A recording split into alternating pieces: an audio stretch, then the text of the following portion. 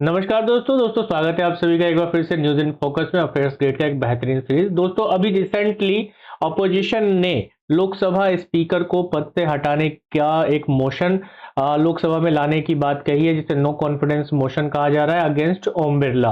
और ये क्यों हो रहा है, इसके पीछे का रीजन क्या है, इस पर हम डिटेल में चर्चा करते हैं। इससे पहले आगे बढ़े, आप लोग अफेयर्स ग्रेड को सब्सक्राइब जरूर कीजिए और शेयर जरूर कर दीजिए अपने दोस्तों में, ताकि हम इसी तरह से आपके साथ बने रहें।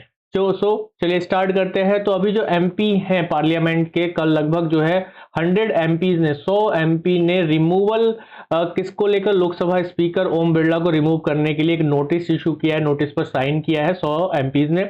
और इसमें उन पर पक्षपात के जो कंडक्ट है यानी पार्शियल कंडक्ट की बात की गई है। और इसके साथ साथ ये भी एक आरोप लगाया है कि जो लीडर ऑफ ऑपोजिशन है उनको वो बोलने नहीं देते हैं, उन पर वो क्या करते हैं, उनको बोलने का मौका ही नहीं देते हैं।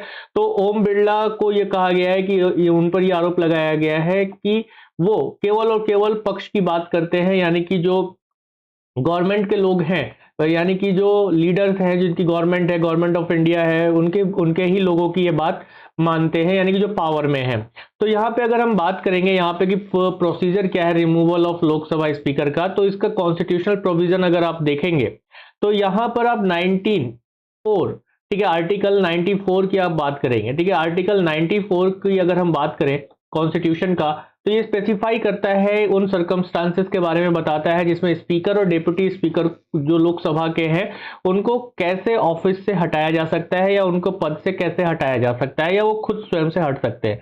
जैसे अगर आर्टिकल 94A की बात करें तो ये लोकसभा के सदस्य अगर नहीं रहते हैं इनकेस, ठीक है, इनकेस क्या हो जाए कि लोकसभा के वो मेंबर नहीं रहे, तब वो ऑटोमेटिकली क्या हो जाते हैं कि लोकसभा स्पीकर के पोस्ट से हट जाएंगे, वहां से उस पद से वो हट जाएंगे। इसी तरीके से आर्टिकल 94B इस बात को बताता है कि अगर राइटिंग में क्या कर दें, रेजिग्नेशन दे दे, जो स्पीकर हैं वो सबमिट कर दे, रेजिग्नेशन दे दे, तो वो पद से हट जाते हैं। और अभी का जो टर्म है या जो कंडीशन है वो क्या है, आर्टिकल 94C के अकॉर्डिंग लाया जा रहा है।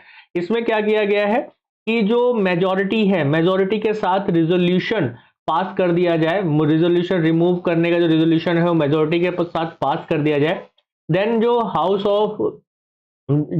हाउस के जो स्पीकर हैं वो हट जाएंगे पद से। जो मेंबर ऑफ द हाउस हैं वो रिजोल्यूशन को पास कर दे किससे, मेजोरिटी के साथ, तो इस पद से हट जाएंगे। लेकिन ये प्रोसीजर केवल और केवल देखो लोकसभा में ही अप्लाई होता है, राज्यसभा में ये अप्लाई नहीं होगा। इस चीज को हमें ध्यान रखना पड़ता है। इसके लिए अगर आप देखेंगे तो जो कुछ पार्लियामेंट्री रूल्स हैं उस पर कुछ प्रोसीजर्स दिए गए होते हैं। तो रूल नंबर 200 और 200 से 203 तक कुछ प्रोसीजर्स दिए हुए हैं, ठीक है, यानी कि जो rule of procedure and conduct of business in Lok Sabha, तो उसमें रूल्स कौन कौन से 200 से 203 तक के जो रूल है उस पर बताया गया है कि कैसे लोकसभा के स्पीकर को पद से हटाया जा सकता है। जैसे फर्स्ट ऑफ ऑल अगर हम देखें तो 14 डेज का नोटिस दिया जाने की बात की जाती है, यानी कि अध्यक्ष को अगर पद से हटाने का संकल्प जो है उसको अगर लेकर आना है तो 14 डेज पहले क्या होगा, नोटिस देना होगा। और ये नोटिस जो है राइटिंग में लोकसभा के जो सेक्रेटरी जनरल हैं उनको दिया जाना चाहिए, और कम से कम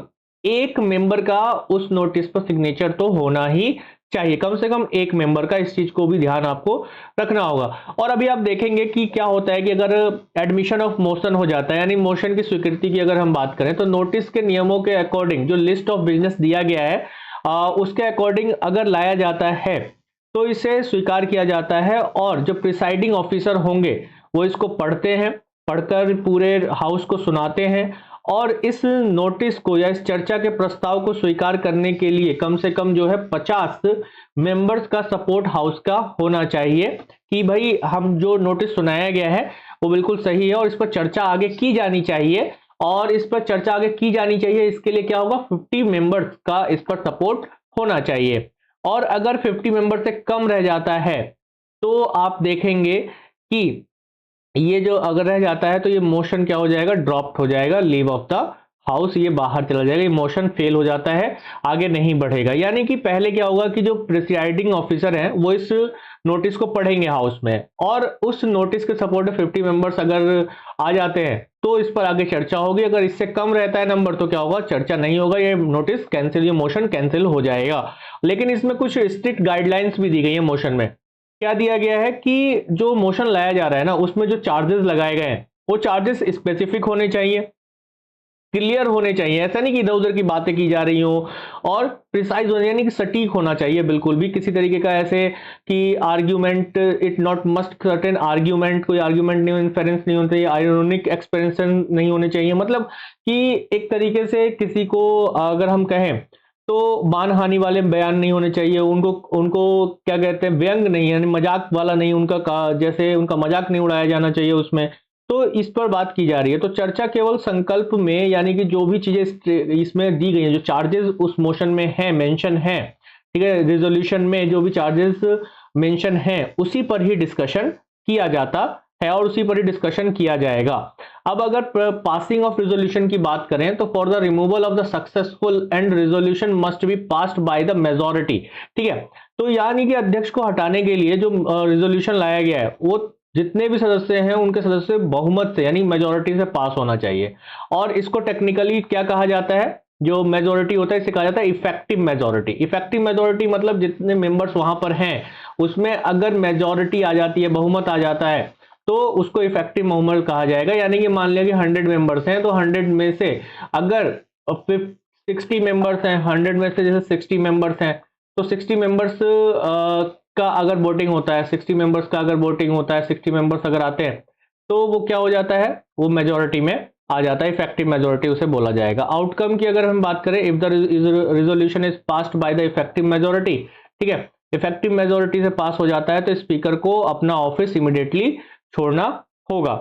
लेकिन यहां पर एक बात आपको ध्यान रखना होगा कि जैसे हम देखते हैं कि लोकसभा के भंग होने तक अध्यक्ष अपना पद नहीं छोड़ते सामान्य स्थितियों में, लेकिन यहां पर अगर ये मेजोरिटी से पास हो जाता है, इफेक्टिव मेजोरिटी से पास हो जाता है, तो तुरंत ही उनको अपना पद छोड़ना होगा, पद को छोड़ना होगा। तो ये चीज हमें इसमें दिखाई देती है। अगर हम बात करें स्पीकर्स की, तो इस दौरान जब प्रोसीडिंग चल रही होगी तो इस दौरान स्पीकर क्या नहीं कर सकते या क्या कर सकते हैं। The speaker can not preside over the house while the resolution is there removal under the consideration, यानी कि आर्टिकल 96 में ये बताया गया है कि जब तक ये पूरा चलेगा, रिजोल्यूशन चलेगा, इस पर विचार चल रहा होगा, तो वो सदन की अध्यक्षता नहीं कर सकते हैं, वो एज ए स्पीकर काम नहीं कर सकते हैं। लेकिन वो क्या करेंगे, बोल सकते हैं और किसी भी प्रोसीडिंग में पार्ट ले सकते हैं। जो भी प्रोसीडिंग चल रही होगी उसमें वो भाग ले सकते हैं, बोल सकते हैं। लेकिन अगर आप देखेंगे तो यहाँ पर वो वोटिंग भी कर सकते हैं, फर्स्ट इंस्टेंट वोटिंग भी कर सकते हैं। लेकिन जैसा कि हम लोग देखते हैं कि क्या होता है कभी कभी कि टाई होने वाला होता है ना, टाई होने वाला होता है जिसे हम कहते हैं कास्टिंग वोट, यानी कि टाई, यानी कि मान लिया कि 50 वोट इधर से भी है, 50 वोट इधर से भी है, तो एक वोट जो है वो स्पीकर का लिया जाता है ताकि किसी तरफ एक मामला जा सके, झुक सके। तो उस स्थिति में, यानी कि ऐसे टाई की स्थिति में क्या होगा कि इस तरीके का ये वोट नहीं कर सकते। हाँ, लेकिन फर्स्ट स्टैंड वोट ये अपना कर सकते हैं। हिस्टोरिकली अगर हम देखें तो ऐसा पहले भी हो चुका है कि नो कॉन्फिडेंस मोशन स्पीकर के अगेंस्ट लाया जा चुका है, वो 3 बार लाया जा चुका है। जैसे 1954 में जीवी मालवांकर जी के अगेंस्ट लाया गया था, जो कि फर्स्ट स्पीकर ऑफ लोकसभा भी थे। 1966 में हुकुम सिंह के अगेंस्ट लाया गया है। 1987 में बलराम झाकड़ जी के अगेंस्ट ये लाया जा चुका है। हालांकि ये तीनों ही मोशन जो थे वो फेल रहे, ठीक है, फेल रहे। और आज तक भारत में कभी भी लोकसभा पद को इस तरीके से इस प्रोसेस के थ्रू रिमूव नहीं किया गया है, ठीक है, कि इस तरीके से रिमूव नहीं किया गया है। तो आगे आने वाले समय में देखना होगा कि भाई ओम बिरला जी अगर के अगेंस्ट अगर ये लाया जाता है तो क्या होगा, ठीक है। तो दोस्तों आपका बहुत बहुत धन्यवाद अंत तक बने रहने के लिए। Thank you everyone once again. मेरा नाम त्रिभुवनजीत सिंह है, आप मुझे इंस्टाग्राम पर फॉलो कर सकते हैं। अगर आपने चैनल को सब्सक्राइब कर लिया है तो बहुत बहुत धन्यवाद। जिन्होंने नहीं किया है तो please subscribe the channel and share with your friends. So thank you everyone once again. जय हिंद।